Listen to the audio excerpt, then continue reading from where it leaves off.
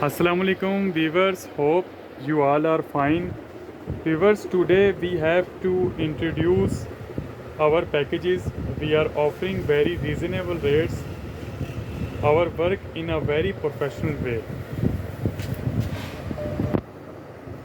First of all, our first package is Journal Hybrid Service.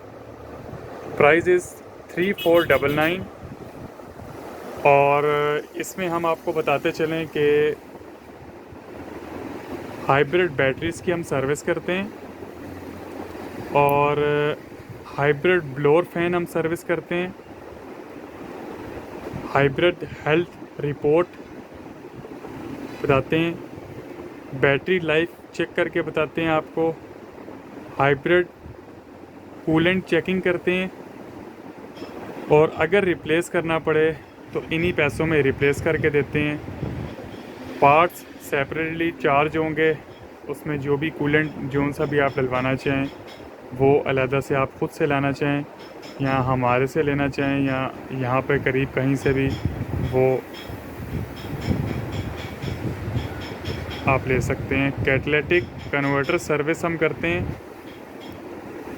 Throttle body cleaning करते हैं, fuel filter cleaning,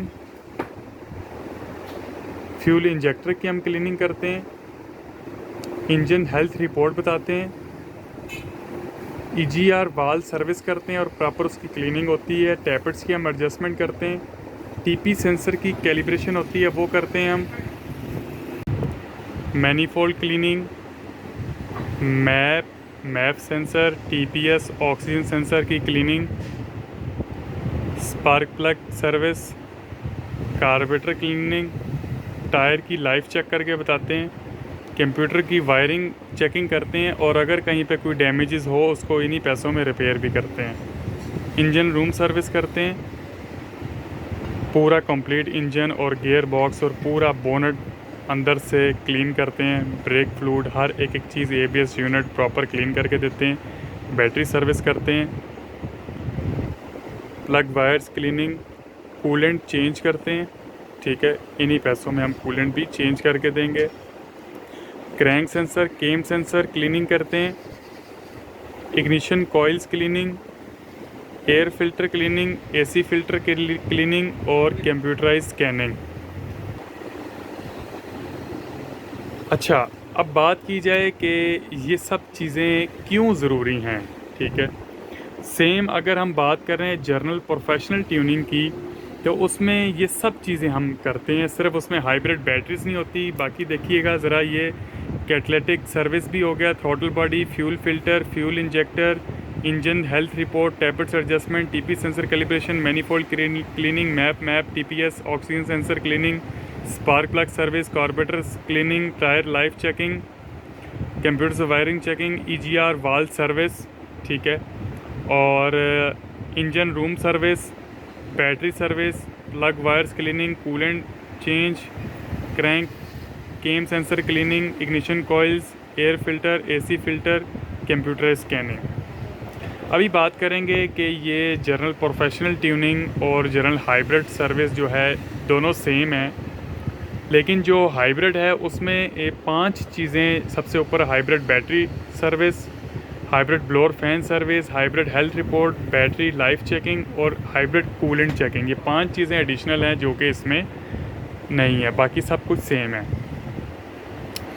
ये ज़रूरी इसलिए है कि जो हमारे पहले जो मैकेनिक्स होते थे और जो ओल्ड कार्स होती थी, मेहरान और पुरानी गाड़ियाँ, उनमें सिर्फ़ और सिर्फ एक कार्बोरेटर आता था, उसमें प्लग्स आते थे, पॉइंट आता था, बस उसकी जो टेक्नोलॉजी थी वो सिर्फ़ और सिर्फ कार्बोरेटर और इग्निशन कॉइल्स की जगह पे वायर्स आती थी डिस्ट्रीब्यूटर कप से, और उसकी जो ट्यूनिंग होती थी उसमें सिर्फ कार्बोरेटर की क्लीनिंग होती थी और डिस्ट्रीब्यूटर कप की होती थी, पॉइंट की होती थी और प्लग्स की होती थी, उसकी ट्यूनिंग कंप्लीट हो जाती थी।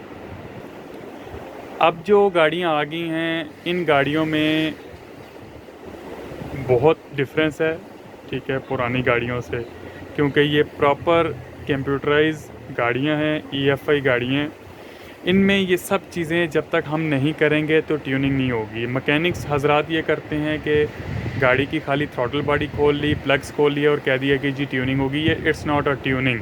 देखें, हम प्लग्स खोलने से सिर्फ उसका करंट की रेशो को बेहतर कर सकते हैं, ठीक है, उसके स्पार्क को बेहतर किया जा सकता है, और थ्रॉटल बॉडी खोलने से उसकी आइडल के ऊपर गाड़ी की जो आइडलिंग है उसको बेहतर किया जा सकता है। बस ये दो काम हो सकते हैं और ट्यूनिंग में कुछ भी नहीं होता, ठीक है, खाली थ्रॉटल और प्लग खोलने से, ठीक है।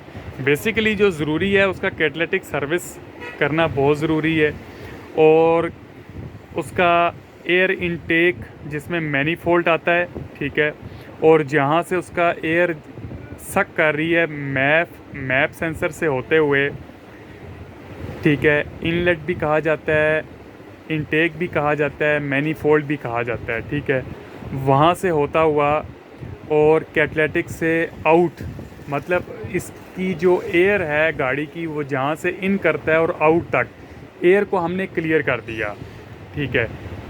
तीन चीज़ें होती हैं, एक एयर होती है, एक करंट होता है और एक फ्यूल होता है। इन तीनों चीज़ों को जब हम क्लियर करते हैं तो तब एक प्रोफेशनल ट्यूनिंग कहा जा सकता है कि एक प्रॉपर आपने एक प्रोफेशनल ट्यूनिंग करवाई है। प्रॉपर ट्यूनिंग होती ही बेसिकली इन गाड़ियों की यही है, ठीक है। तो जो पुरानी गाड़ियाँ होती थी उनकी ट्यूनिंग और थी, इनकी ट्यूनिंग EFI की वो होती ही इसी तरीके से है कि पहले आपने उसका एयर क्लियर करना है। एयर क्लियर करने के बाद अब आ जाएँ अगर फ्यूल के ऊपर, तो सबसे पहले उसका फ्यूल टैंक के अंदर हम जाते हैं और टैंक को चेक करते हैं। अगर वो क्लीन है तो फिर हम उसकी फ्यूल फ़िल्टर की क्लीनिंग करते हैं, फ्यूल लाइंस की क्लीनिंग करते हैं, फ्यूल इंजेक्टर्स हम क्लीन करते हैं, ठीक है, और उसके बाद हम टैपेट्स की एडजस्टमेंट करते हैं, और फ्यूल की जो रवानगी है वो आपकी बिल्कुल 100% क्लियर हो जाती है। यहाँ से आपने फ्यूल को भी क्लियर कर दिया, एयर को भी क्लियर कर दिया। अब बात करते हैं करंट की। जो करंट है वो उसके लिए ये जितने सेंसर्स यहाँ पे हमने मेंशन किए हैं, क्रैंक सेंसर, केम सेंसर, ये कंप्यूटर को रीडिंग देते हैं और पल्स आता है हमारे इग्निशन कॉइल्स में।